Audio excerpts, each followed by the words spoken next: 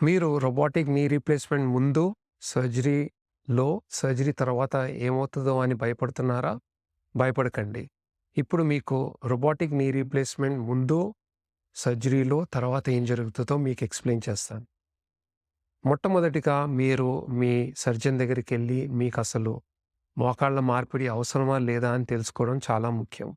ఒకసారి మీరు సర్జరీ చేయించుకోవాలని డాక్టర్ గారు చెప్పిన తర్వాత కన్వెన్షనల్ సర్జరీ చేసుకోవాలా? రోబోటిక్ సర్జరీ చేసుకోవాలా? అన్నది మీరు నిర్ధారించుకోవాలి.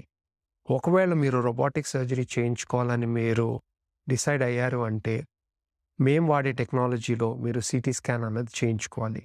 దీంతో ఏమవుతదంటే, మనం ఒక రోబోటిక్ 3D మోడల్ మీ మోకాళ్ళది తయారు చేస్తాము.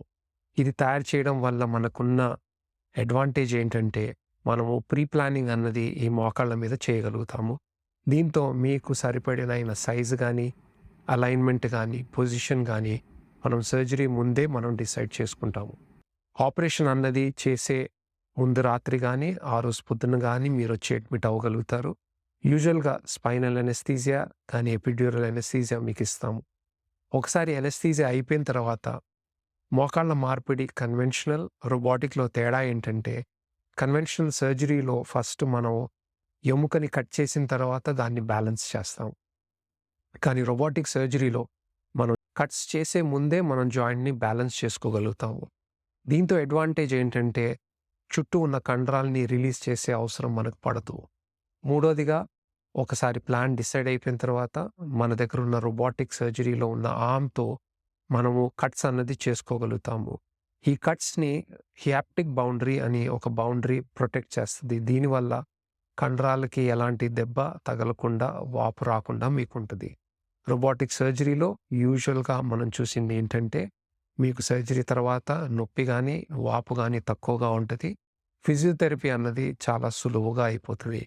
ఆపరేషన్ అయిన వెంటనే 24 గంటలు మిమ్మల్ని ఐసీయూలో ఉంచుతాము. దాని తర్వాత రూమ్‌కి షిఫ్ట్ చేస్తాము. రూమ్‌లో 2 లేదా 3 రోజులు ఉండాల్సొస్తది. ఈ సమయంలో మీకు నొప్పి అవ్వకుండా కావాల్సిన మందులివ్వడము, దాంతో పాటు ఫిజియోథెరపీ చేయడము. ఫిజియోథెరపీ చేయడంలో మెయిన్ ముఖ్య గోల్ ఏంటంటే, మీలో ఉన్న భయం తగ్గించడానికి. చాలామంది రీప్లేస్‌మెంట్ తర్వాత మేము బెడ్‌లోనే ఉంటాము, మేము నడవలేము, బాత్రూమ్ దాకా గూడా ఎళ్ళలేమని చాలామంది భయపడతారు. కానీ ఇది కరెక్ట్ కాదు. ఆపరేషన్ తర్వాత 24 గంటల్లోనే మిమ్మల్ని నడిపించగలుగుతాము. మీరు వాకర్ లేదా వాకర్ వితౌట్ వాకర్ గూడా మీరు నడవగలుగుతారు. ఫిజియోథెరపీలో మీకు బెడ్ నుంచి ఎలా దిగాలి, వాకర్ ఎలా వాడాలి, మళ్ళీ తిరిగి బెడ్ ఎలా మళ్ళీ ఎక్కి కూర్చోవాలి, బాత్రూమ్‌కి ఎలా ఎళ్ళాలి, ఎలా రావాలి, ఇవన్నీ మీకు నేర్పించడం జరుగుతది.